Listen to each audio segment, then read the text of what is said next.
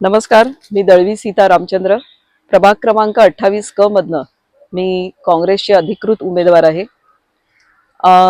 इथे मी सीबीडीच्या बस डेपोमध्ये आहे, जिथे इलेक्ट्रिक बस चार्ज होतात. हे चार्जिंग स्टेशन आहे.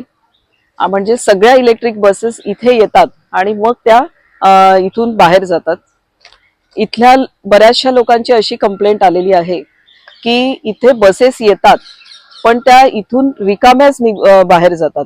म्हणजे इथून लोकांना जर बसेस इथे येतात आणि त्या इथून बाहेर जाणारच आहेत तर त्याच्यामध्ये लोकांना का घेतलं जात नाही. म्हणजे 23 नंबर एकच बस अशी आहे की जी इथून सीबीडी डेपो पर्यंत जाते किंवा त्याच्या पुढे जाते. तर सगळ्यांची मागणी अशी आहे की या इथून ज्या रिकामे बसेस जातात त्या बसेसमध्ये त्यांना स्टॉप द्यावा.